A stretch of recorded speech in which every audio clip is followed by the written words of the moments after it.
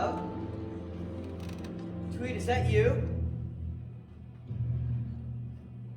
You? Ho, ho, ho.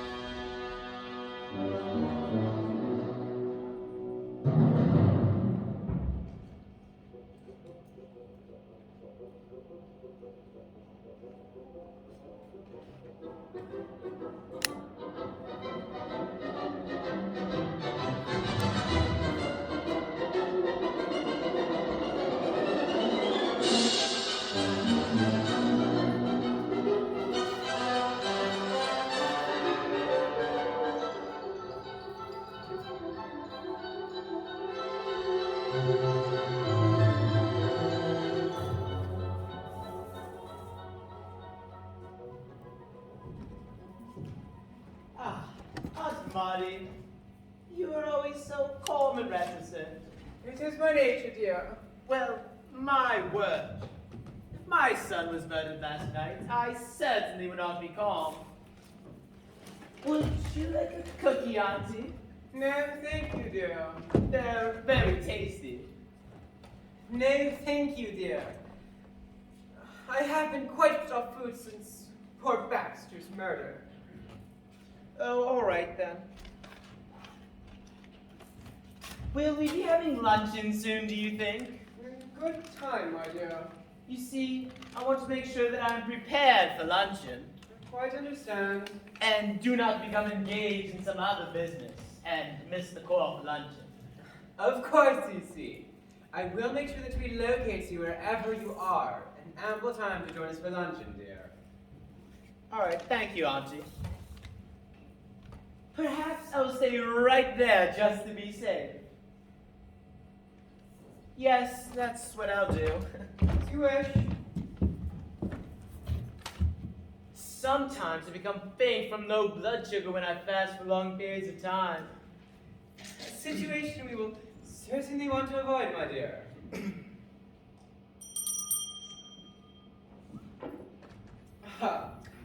Tweed, could you summon my sons, please, and have them join us? Certainly, ma'am.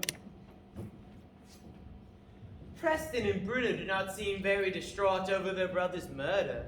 They're British, my dear. They have been trained to restrain their emotions. When do you think the police will be arriving? Well, it is hard to say in this terrible snowstorm, but I am sure they will arrive in due time, my dear. Preston. Hello, Mummy. And Bruno. Hello, Mummy. My dearest Lady Petulant. Lady Petulant. Master Rumplemead. Boys, I know we are all still devastated over the ghastly murder of your poor brother, Baxter. Yes, Mummy. Simply wretched. He was so young. I can't understand it.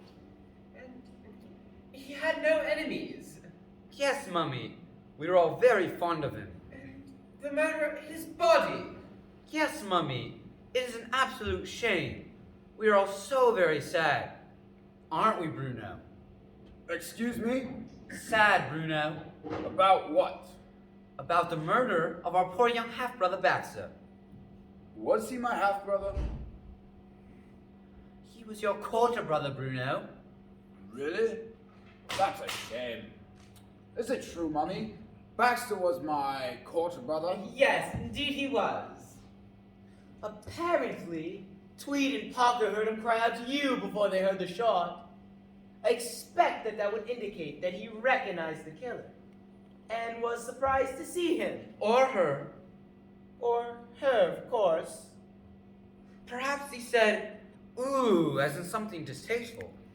Perhaps it was a deformed highwayman who broke into the estate. Perhaps he shouted, ooh, as in, good heavens. Oh, yes, it could have meant good heavens. Very good, my dear. Perhaps he saw a lady goat. Or not. How is it that Baxter is my quarter brother, Mummy? Well, it is quite complicated, dear. But I love you all equally. You, Preston, and poor murdered Baxter. So murder business completely puts me on the food. Yes, but, my dear, you did have dinner. Well, of course, Auntie. I did have dinner. Good Lord, everyone eats dinner. Twice? Beg your pardon, Auntie. Twice, Susie. You had dinner twice. Well, of course, Auntie. One has dinner every day, my dear. Tweed. Ma'am? I'll have my tea now, Tweed. Yes, ma'am. No, Cece. I meant you had dinner twice in one day, dear. Excuse me, Auntie, but I don't think I did, dear.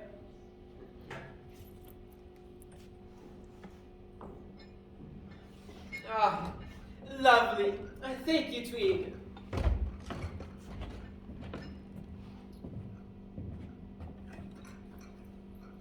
One number two, ma'am. Just one. Thank you, Tweed. Yes, very nice. Could you also bring a cup for Lady Petulant? Certainly, ma'am.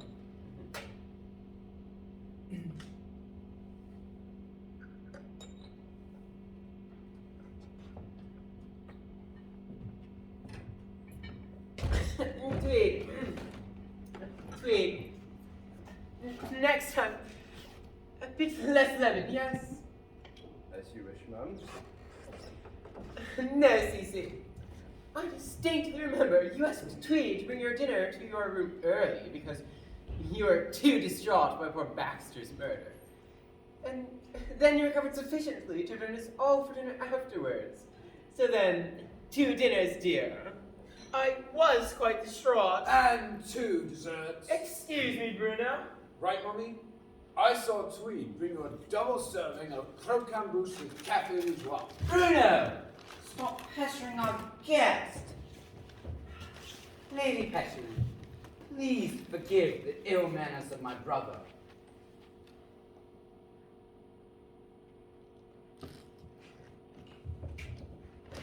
Preston, dear, Yes, Mummy?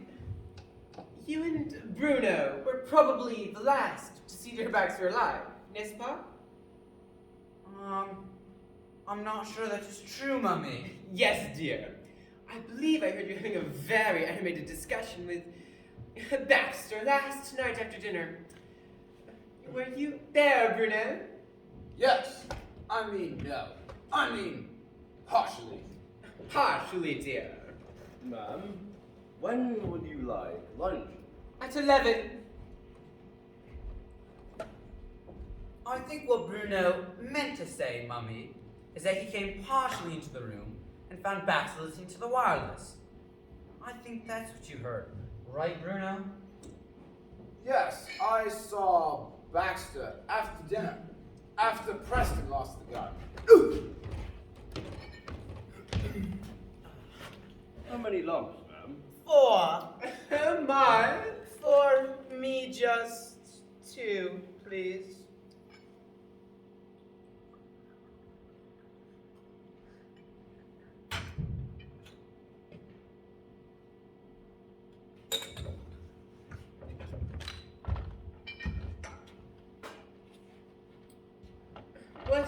What is this about a missing gun? Yes, the gun in Father's study seems to have gone missing. Tweed, do you know anything about this missing gun? I do not, ma'am. I searched the study, but could not locate it. And where were you during this gun search, my dear Preston? Tending my butterfly collection. But Tweed Yes. was... Yes, Tweed. Sir? Tea, please. We are all out, sir. What? Impossible.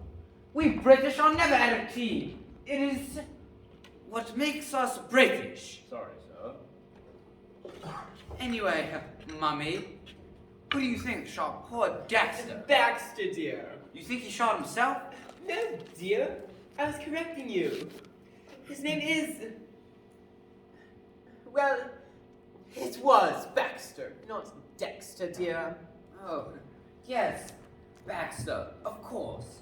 Ma'am, your half-brother-in-law, Sir Milton Rumblemead, has unexpectedly arrived and will be with us shortly. Oh, blast! Not Uncle Shakespeare. Preston, don't be unkind, dear. Uncle Milton. Yes, but he thinks he is Shakespeare reincarnated. He's just a bit eccentric, dear. Please, be kind. He is a loony. Bruno. Sorry, Mummy. Your half-brother-in-law, Sir Milton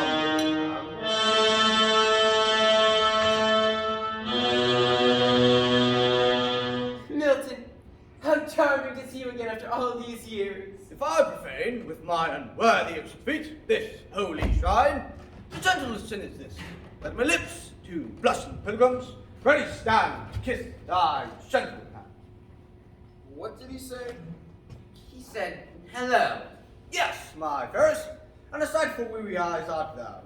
At Christmas I no more desire arose than to tarry here amongst my familiars to learn more of the sad demise of poor young Dash. Baxter, dear. What ho! Whether 'tis back or dash, as none could fain access this noble mansion, hidden amongst bogs and engulfeth in fogs. He that did conceiveth this treachery is perhaps, forsooth and anon, here and present in this room. Or she of course. How now? Here, as we mourn the death of poor young Dex. Bax. As the murderer may here attend. But whom? Bruno, perhaps, who did spend his time as a sniper for the Canadian Geese Population Control Program and is a quarter heir to the Count Rumblemead. Beg pardon? Bruno Rumblemead. Hath he the malevolent causal measure of the fat weed that rots itself on Rumblemead Wharf? What did he say? He said, you're decaying. And Preston, thou foolish fay, thou so undying inheritance. Art thou the serpent that doth sting thy brother's life? Half, brother. And of his inheritance at once dispatched, and left him to die, unshriven. And what ho, my lady, Lady Cecilia Petulant, possesseth a penchant for dark nail polish, or perchance to hide his gunpowder stains? But what would be her motive and desire? What indeed? Milton, how good of you to come. My, but you did get here rather quickly. One may have thought that you were already here. Determination, no force doth hinder it. Marty, are you the only soul here a motive doth elude? That accounts all except Tweed. Sir? Dear Tweed, could thou fain assemble thus of the staff for a tete-a-tete, we should meet as the family ignorant our downfall be. The question is, with Baxter dead, who reaps the benefit in his stead? Yes, sir. Many souls heard him cry you before the fatal deed did do. So, if the killer he did know, who is this? Who? And is who you? Upon my word, who is this shade of knots and rags and nettles made? This is Paco, the gardener. He is a Bolivian street urchin, who is also deaf and dumb. What ho? Paco? What beeth his last name? Paco. Said Paco. Interesting. How long hast thou been in the country? Of course, thou art deaf and dumb. By your leave. Who on earth could be visiting us on Christmas Eve? My lord, my ladies, Inspector Clairvoyance of Scotland Yard.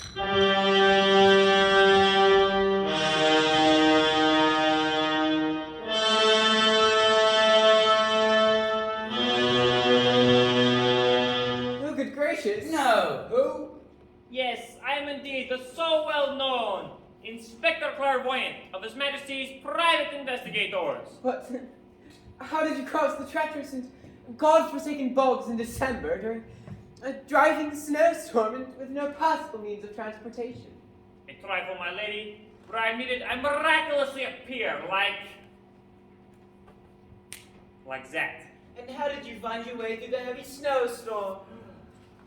Small task for a trusty torchbearer one. I've been assigned to investigate the murder to one of the heirs of the sizable estate of the late Major Murgatroyd Rumblesmeades. Rumblemead, dear. Yes, Rumblesmeades. Rumblemead. Yes.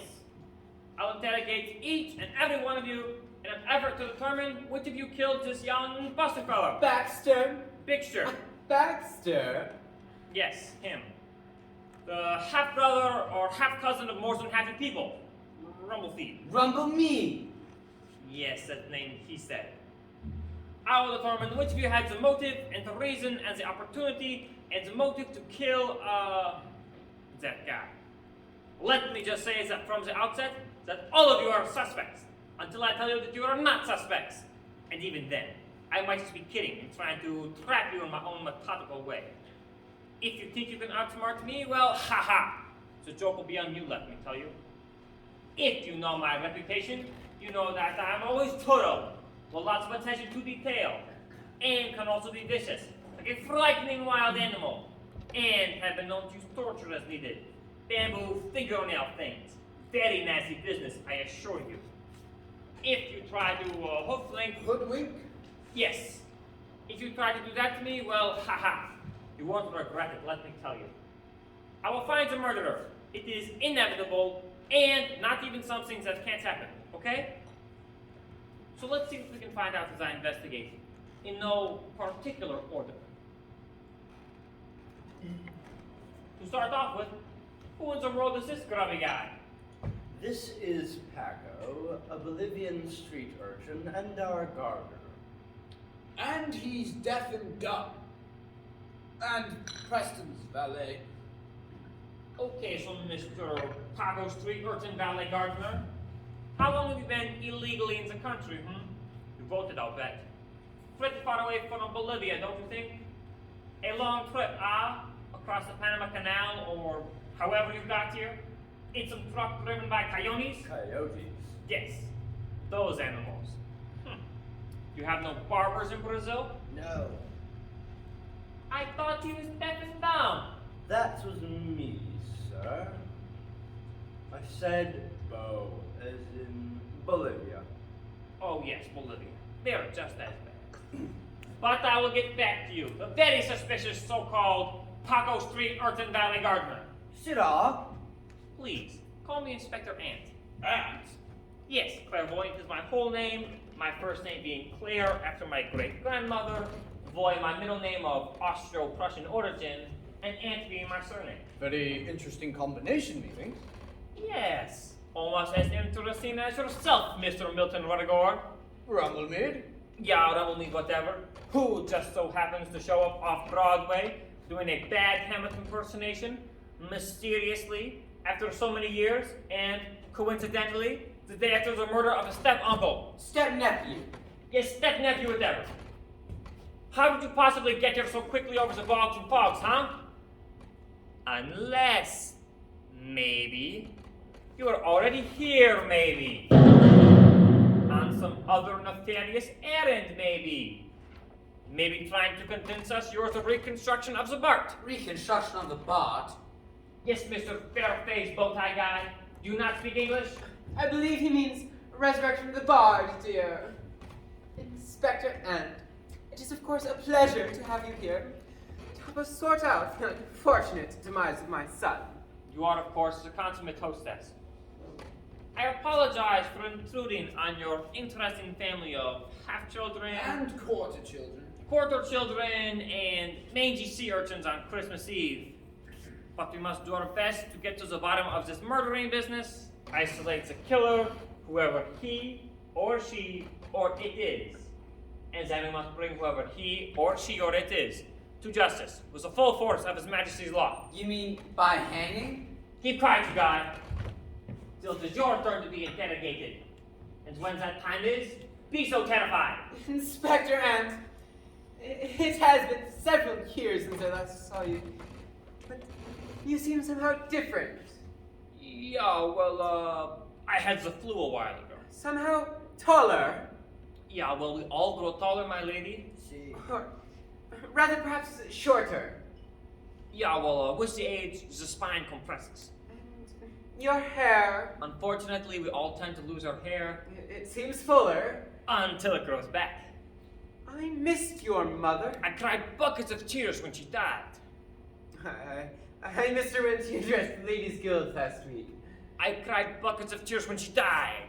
Her hair red, because it reminded me of my nanny, who used to put hot sauce on my tongue for saying silly things, which I never actually said. That my younger brother, Sam, really said. I thought your younger brother was Sonny. Yes, his name was Samson.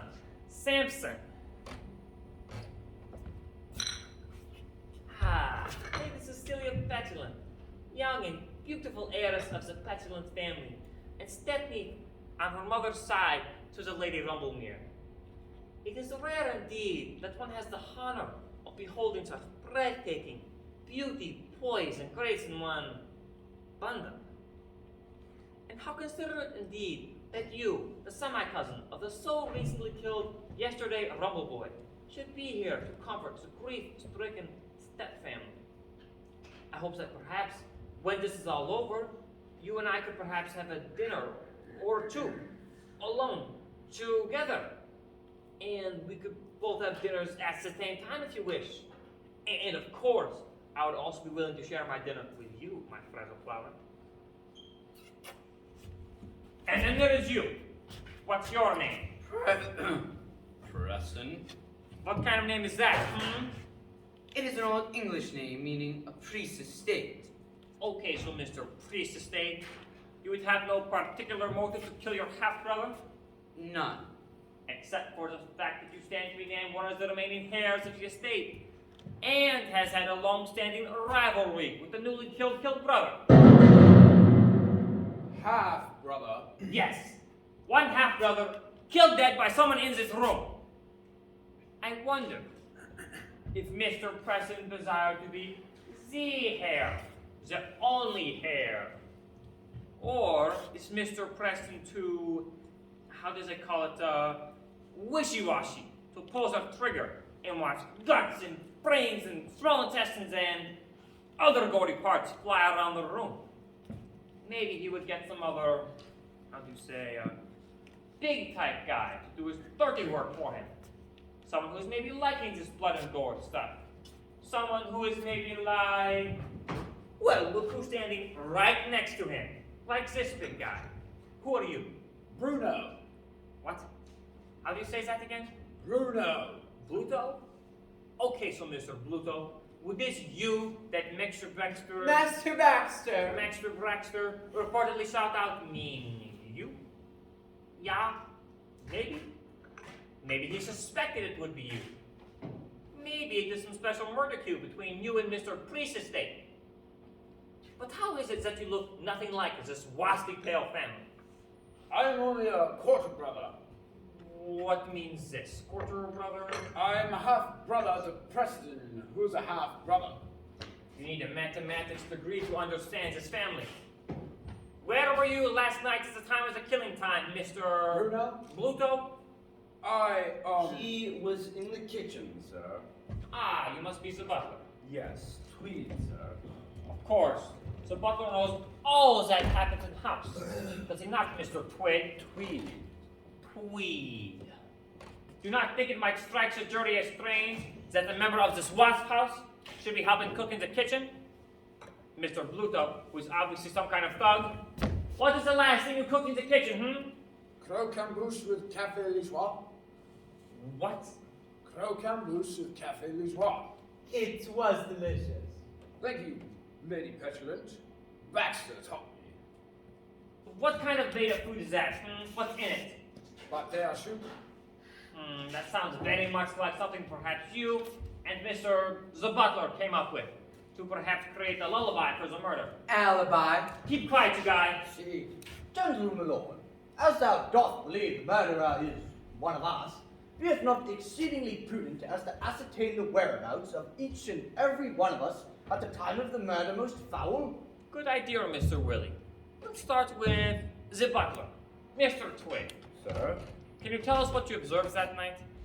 I finished making arrangements for the next day's meal with the staff. Excuse me, but where is the staff? The staff only stay until 8 p.m. Then they retire to the staff house, which is at the end of the road. Do any staff reside here in the mansion? No, sir, I am the only staff member who permanently resides here. Why, Mr. Twig, are you so special? Inspector! Tweed has been one of the family for years. He knows all of her likes and dislikes. Does he know all of your secrets? Please proceed, Mr. Butler. The chief of staff left at precisely 8 p.m., at which time I secured the premises and put the kettle on for tea.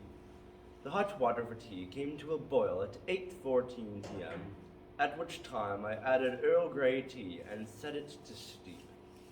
At 8:19, I took the tea and retired to my quarters. At 9:16 p.m., I heard a sound which caused me to leave my quarters and come into the main hall to investigate. And where precisely did you come into the Great Hall? I came approximately to the spot where Bruno and Preston are standing.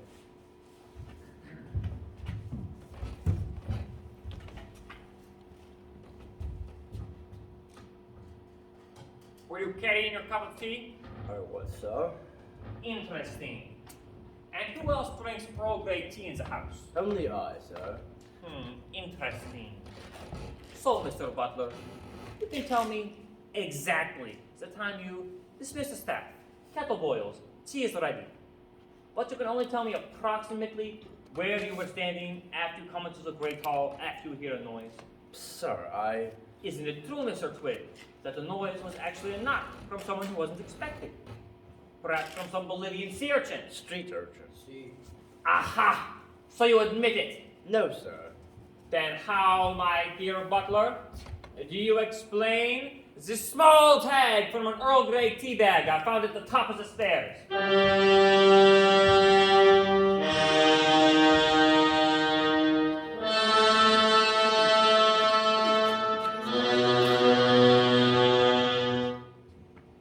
I'm not sure how that could have happened, sir, unless I inadvertently dropped it at some other time, sir. Then what did you do? I returned back to my room. Yes, and then what, Mr. Twig? 10 minutes later, I heard Master Baxter shout, and then a shot. And what did Master Master Baxter, Yes, what did the guy shout? you. You. No, you. You? As in mushy bread?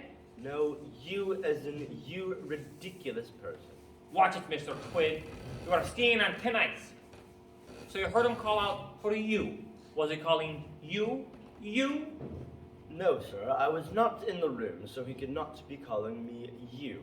Why would he be calling you me? Sir, to the best of my knowledge, he was not insinuating that you were me or that I were you.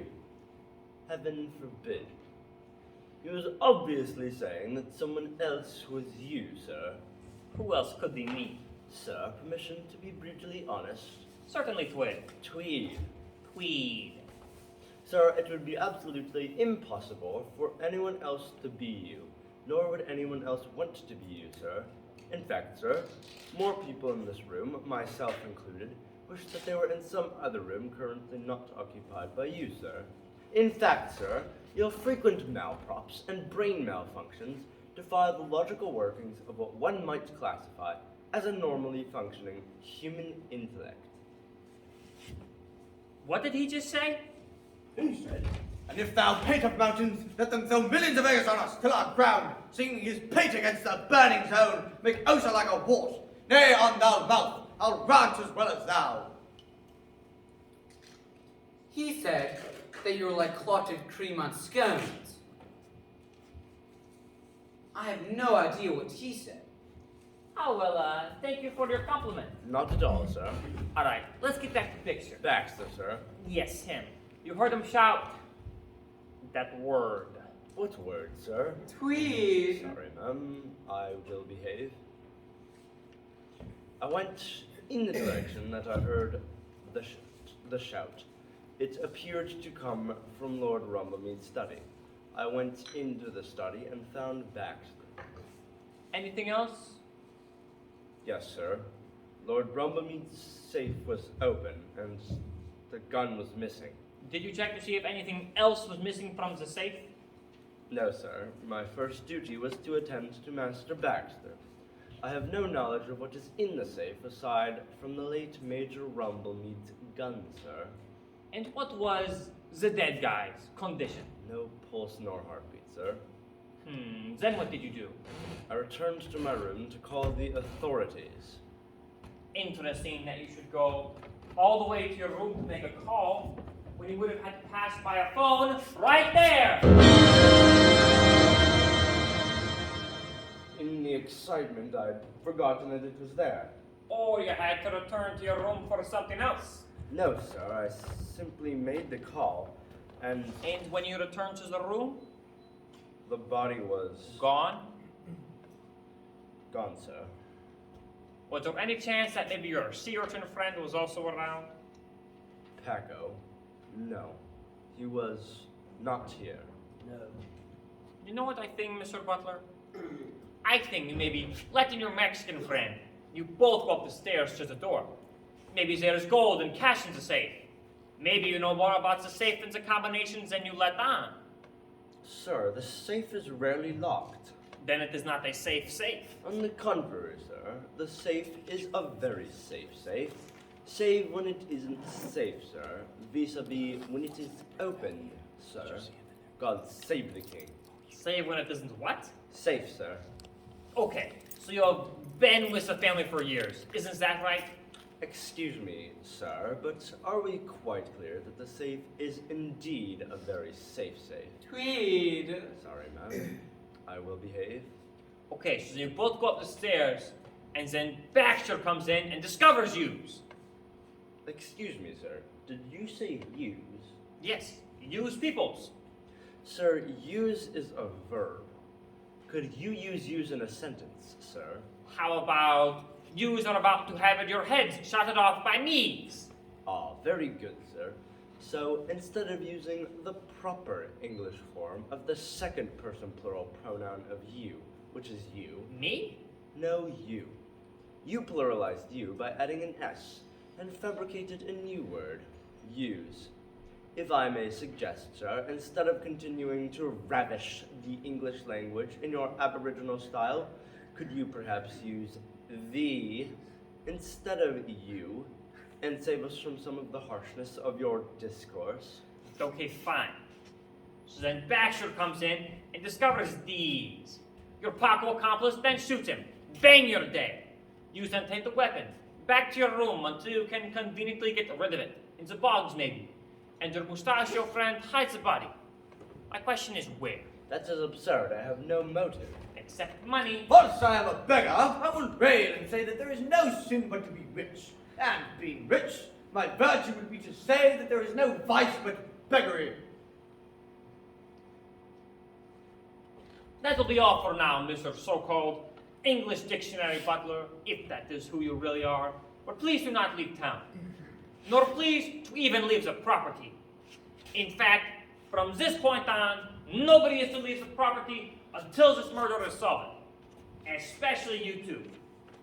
Nor you, Mr. So-called deaf and dumb Bolivian sea urchin, if such a thing even exists.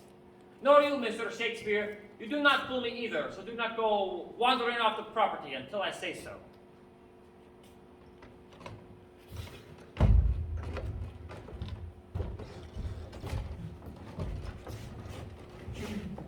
My dearest, sweet, love chicken, your beauty puts the very stars.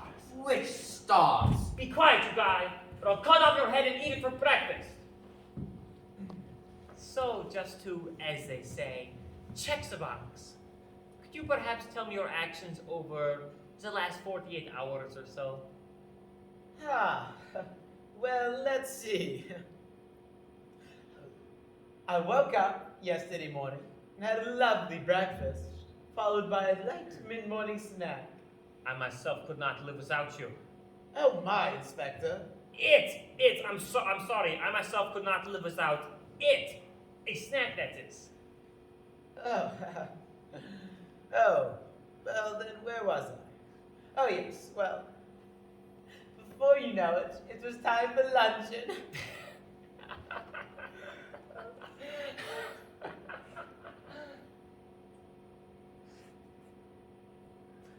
I had smashingly swell luncheon and aperitif, and then I had the rest of it for tea. Then I had several, well, I'm embarrassed to say, buttered scones for tea, and then sort of just slid into dinner. Then I came here yesterday, repeated much of that. Then I went to bed, woke up, came in here, sat down, had tea, and that's it precisely. Ah, that's what enamors me about you, my sweet lady. Clear and to the point, and sweet, and very sweet, and precise. And did I mention sweet? Several times. Okay, Mr. Bluto, would you be so kind as to follow me so we can discuss in some intimacy your whereabouts during the murder?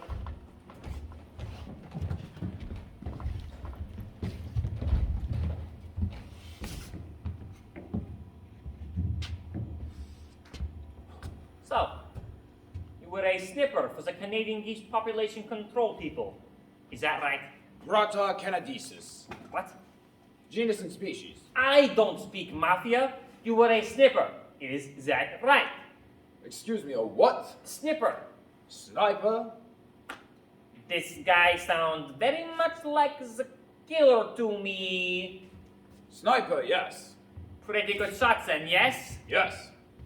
I mean, I expect you would hit one of those flying mud bird things, going pretty fast with a gun, right? Yes. I have a question for you, Mr. Big Tough Bird Murdering Guy. Why don't you just shoot the eggs? What? Yes, just find your nest and shoot the eggs. Or take the eggs and make omelets, scrambled eggs, Mr. Big Hulking Cook Guy. I suppose you could. Or are scrambled eggs not muncho? Macho? Be quiet. I'm asking the questions here. I suppose with all your bird murdering, would be pretty easy to shoot your half-brother. Quarter brother. Aha! You admit it. No, I was correcting you. Yes, half-quarter, whatever. I don't even understand how you can be anybody's quarter anything. Excuse me? Yes, never mind. Tell me about the night you shot Mr. Bester. Master Baxter? Aha! So you admit again you shot him. No. I'm writing that down in my book. In code. I was in the kitchen making a souffle. What is that thing? It is a puff. Puff. What kind of thing is a puff? It is a big dish made out of egg yolks, egg whites. Canadian geese eggs? Suppose you could make one out of Canadian geese eggs. That is so unbelievable. A big galoot like you cooking in the kitchen? I'll believe that Mr. Bowtie was cooking. But please, spare me. Do I look like an imbecile to you? I am writing that look down too. I was in the kitchen when someone walked quickly by the kitchen door. Who was it? It was dark in the hallway, so I couldn't tell. Did it look like anyone you know? Yes? I am going to go get my dentist drill and start drilling your cavities without Novocaine. You don't start answering my question in one large sentences. Who did it look like? Santa Claus! Before I go get my handcuffs and implements of torture, I will give you one more chance, once more, to answer me not like a thug wise guy. Honestly, it was Father Christmas. I heard a noise. Did you also hear reindeer on the roof? No. Okay. May kill you in the next few minutes, but I need more information first. Continue your story. About 5 minutes later, someone else ran by the door. One of Santa's elves? Possibly he was short enough. As short as a Bohemian street urchin? A what? Yes, never mind. Then someone else ran by the door.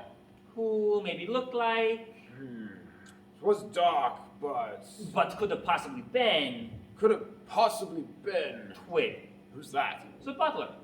It could have been Tweed. And then you heard him shout, "You." No. Ho, ho, ho. What is funny? Nothing is funny. I heard ho, ho, ho. Then I heard Baxter shout you. Then a shot. Tweed's room was the closest, so I went there. But it was empty.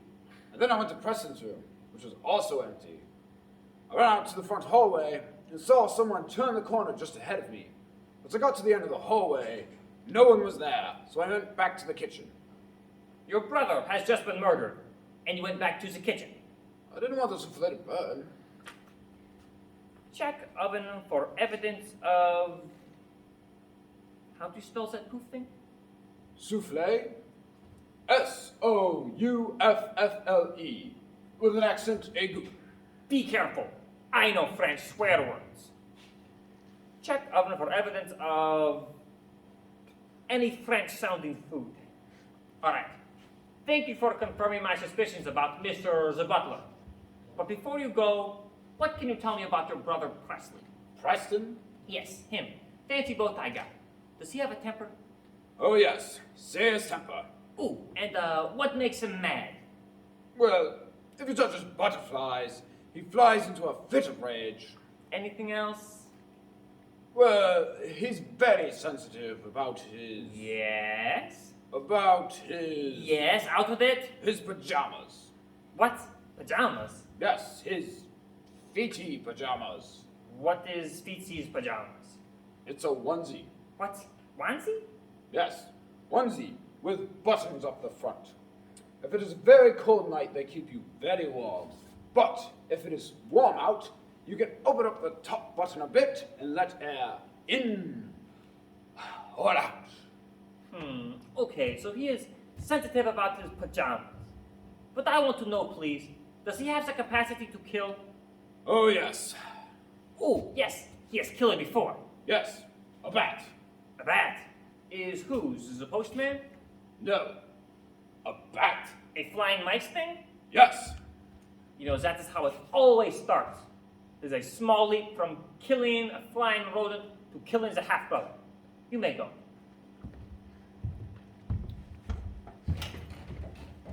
Mr. Preston, would you be so kind as to follow me so we can discuss your whereabouts during the murder?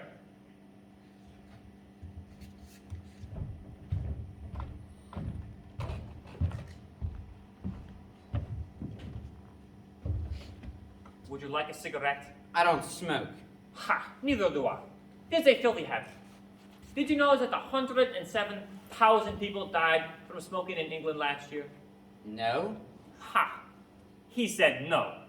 I want you people to remember that. Because I may quiz you later. And nobody is beyond suspicion, whether you paid for your ticket or not. And if you did not, I will also expose you. And that goes for you so-called crew people. All are suspects here. I'm having my men lock all of the doors. What men? Keep quiet, you guys. Now, tell me, where were you and what did you hear 2 previous nights previous to right now it's a killing time? What? Don't be cute with me or I'll cut off your arms and legs and throw them at these people. Now I ask you, one more time, once more. Who, when, where, how many times, who, when? Did I say when twice? Yes. Be quiet.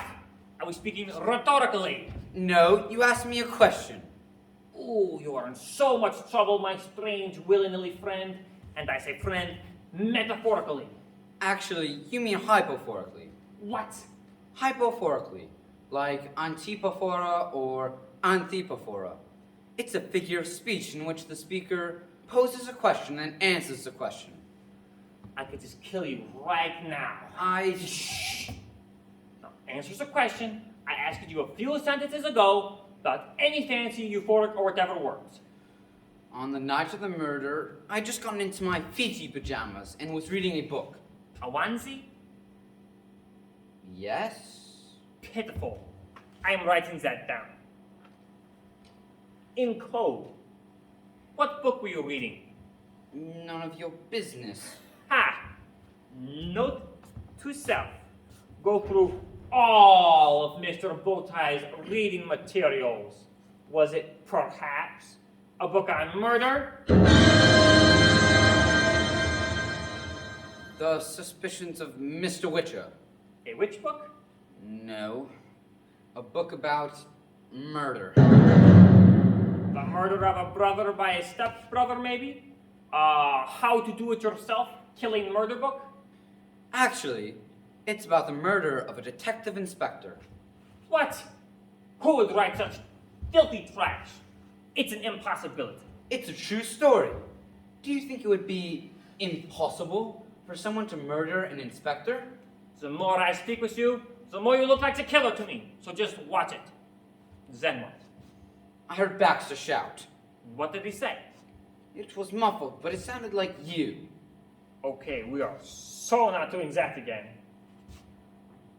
Then there was a shot which sounded like it came from Father's study. Did you go to investigate? No. Did you go to help? No. Where did you go? I went Yes? under my bed. What? What kind of thing is that to do?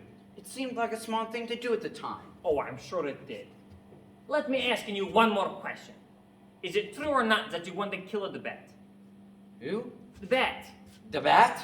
Yes, the bat. A flying mice thing. Oh, a bat. Yes. Please to explain why you killed the flying rodent. I killed the bat because it was flying toward me. Was it going to hurt you? Yes. How? It only eats bugs. Are you some kind of mosquito? First of all, I gave it plenty of time to escape. It flew toward me and I hit it. With what? My butterfly collection. You are a disgrace that you should bat the bat with your butterflies. With the furry little head and the little ears. You should be ashamed of yourself. Go back under your bed. I am writing this all down in my notes. In code. Alright. I have written many things in my coded book of clues and suspicions. Lady Rumblemere, do you know the combination to your late husband's safe? Yes, I do. And what is in the safe? Well, there's cash, gold coins, stock shares, and of course the gun. How much cash? There's quite a bit, but there's an accounting of the total in the safe. And is there anything else in the safe? Well, yes, there's of course my late husband's will. And would you be so kind as to show me to his study? Certainly.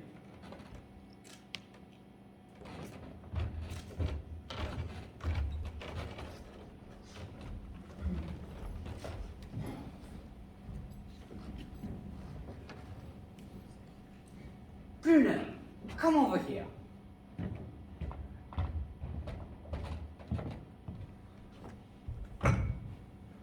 We need to get rid of him. Get rid of whom, dear?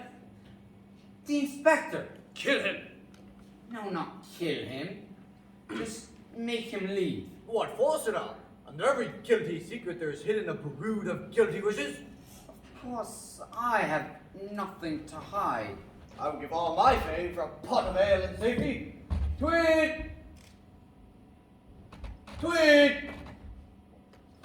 Oh, hang it all.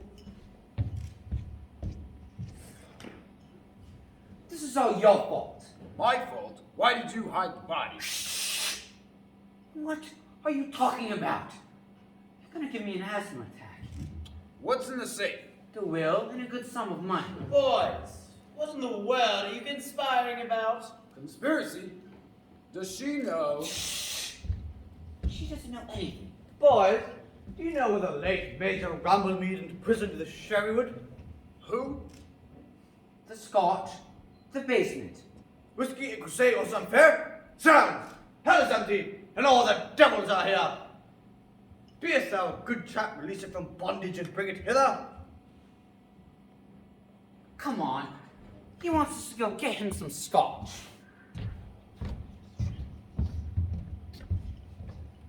Ah, my lady, I have been hoping to have some conversation with you. Conversation should be pleasant without scurrility, witty without affectation, free without indecency, learned without conceitedness, novel without falsehood. Both the inspector and Preston seem to be quite taken with you, my dear. Oh, la. Methinks there is something very unique about you, my dear. Oh, fiddly dear. Tis not your charm, You make me blush. tis not your great, presence. No, methinks it is perchance your, je ne sais quoi.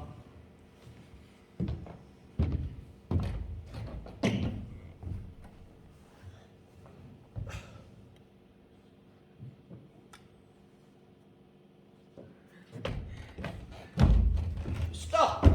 My lady, do come and attend me here. I will move from hither to thither. Oh, all right, you silly boy.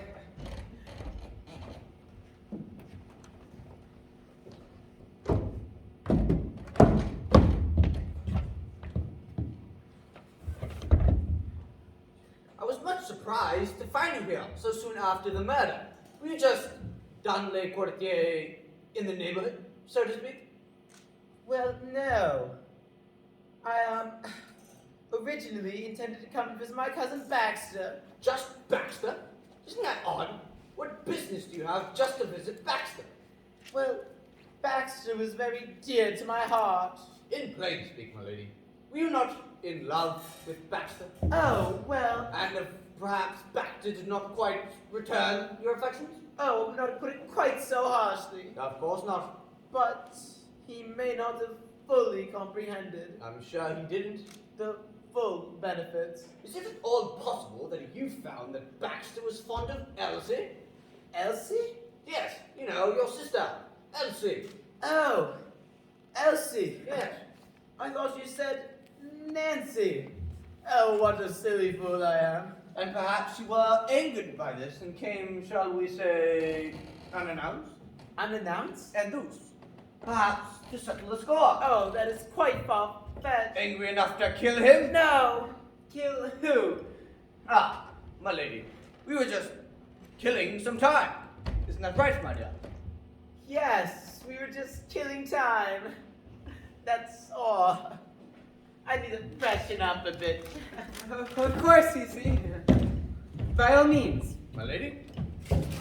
Tweed took the inspector over to the servants' quarters to have a look around. Cece was pale as a ghost. What on earth were you discussing? Mortimer, speaketh to me in plain speech. Who doth the will of your late husband benefit the most? Well, it would be his living siblings, then his children, and finally me.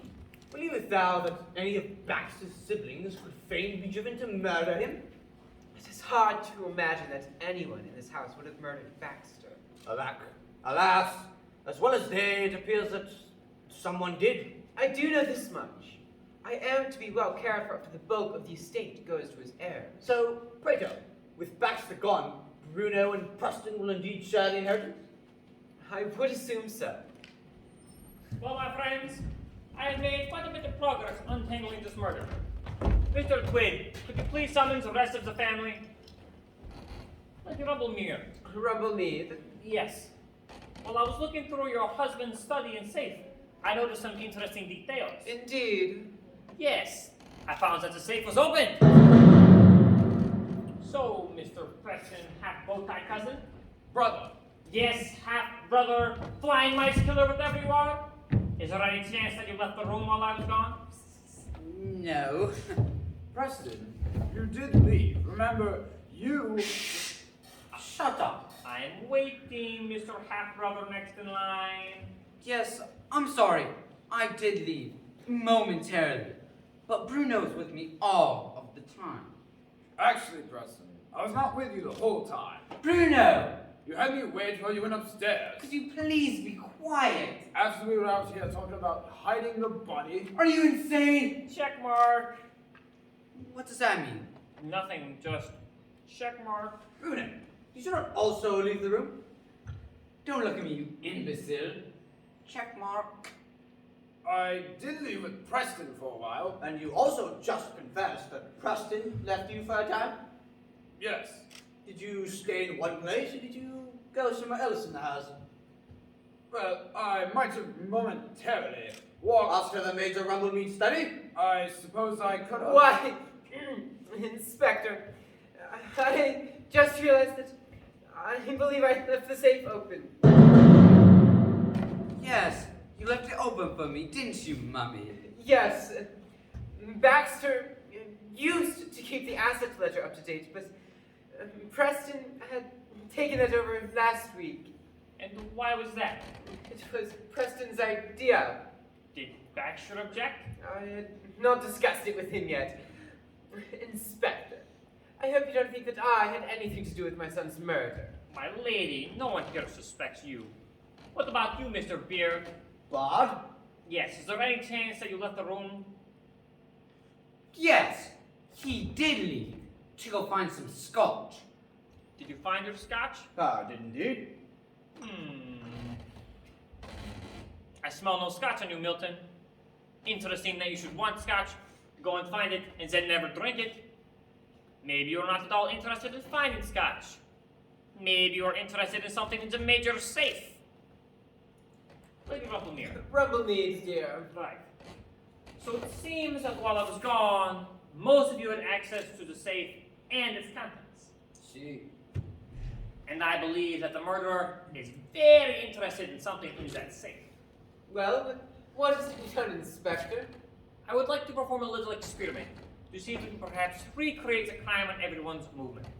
I was to compare it by coded book of clues and suspicions. So please, everyone, to go to your places where you were yesterday at the killing time of the half-brother who shot it.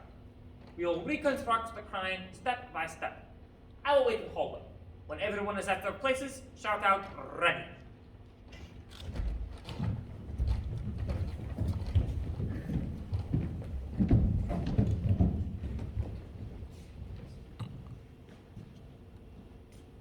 Okay, here we go. Bow-tie guy. Ready?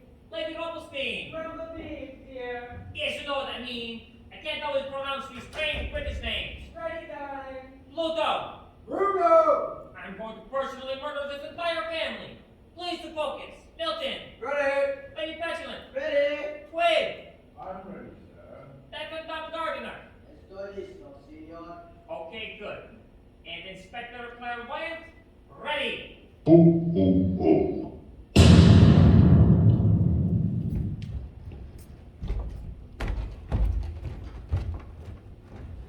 Oh my. What is it, Tweed? I'm afraid I'll need a doctor. And bucket. And a mop.